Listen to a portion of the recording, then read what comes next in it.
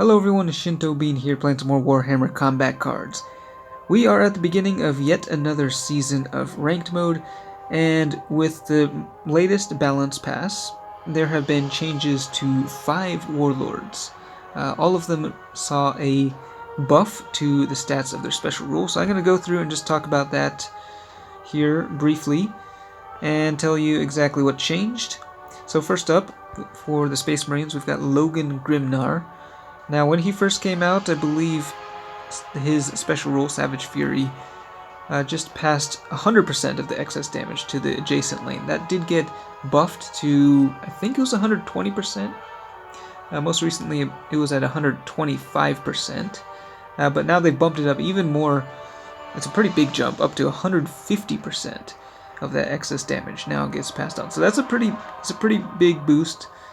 Logan is definitely one of my favorite Warlords because of just the aggressive nature of his special rule, so it'll be fun to see how that goes. And I'm really just wanting 2 more copies of him so I can get him to level 5. You can see here he gets a pretty significant boost to his own melee attack, so hopefully I can snag those last 2 copies in the near future. Now moving on to the next one, Eldrad. He got his special rule completely changed in the recent past. It basically just boosts the power of your psychic attacks, the consecutive psychic attacks. Each one powers up the next one. And it was at 25%, and it got increased by 5% up to 30%. So it's not a huge change, and a number of Eldari Psykers are able to deal pretty massive amounts of burst damage, especially when combined with this rule. The problem is a lot of those Psykers are also very squishy. They have low health, very easy to get destroyed. So of course, the special rule doesn't actually help them to stay alive. You just kind of have to hope that they can out-damage the enemy. Of course, Eldrad himself is able to deal huge amounts of psychic damage if there are other Psykers on the field. So he will be able to reach slightly new heights in terms of damage output. Alright, moving on. Let's see, for the Tau, we've got Aunva. So when he first came out, the Paradox of Duality, his special rule was only increasing his damage, the damage of his units, by 25%, I believe it was, of the damage received gets converted to bonus damage. That was increased rather drastically up to 40%, which made him a lot more deadly against both ranged and melee decks, provided you're using units with both attack types. And that's being increased by another 10% up to 50%, so he's going to be even stronger. He's going to be really difficult to face in the campaigns, I think. But this, of course, does nothing to address the glaring issue that he has against psychic decks. This special rule does pretty much nothing against psychers, and so that is his main weakness. And from my personal experience, I have found that for whatever reason, I tend to get matched up quite frequently against psychic decks when I'm playing as Aunva, which is pretty frustrating. But that is a change for him. And then moving on for the Space Marines, Lieutenant Tomaron has a pretty powerful special rule. I believe when he first came out, it was actually at 25%. And of course, this can increase exponentially.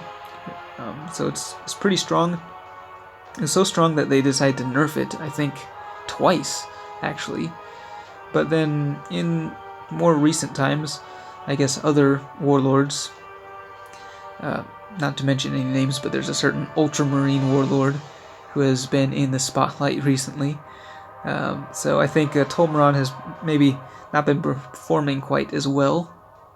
So they decided to buff him back up. I think he's come full circle back up to 25%, which is what he was originally at. But so yeah, he'll be doing a little bit better than before. I think he was at 20% prior to this change. So finally, we've got Commissar Yarrick. Now, Yarrick I do enjoy playing as, using a ranged build, and the wording of the special rule is a little bit misleading if you don't know how readying works. So up until last season, his cards were readying for 200%, which is basically the equivalent of 2 readies, and each ready, I believe, increases, if it's a buff to your damage output. I think it's like, what, 20% or something?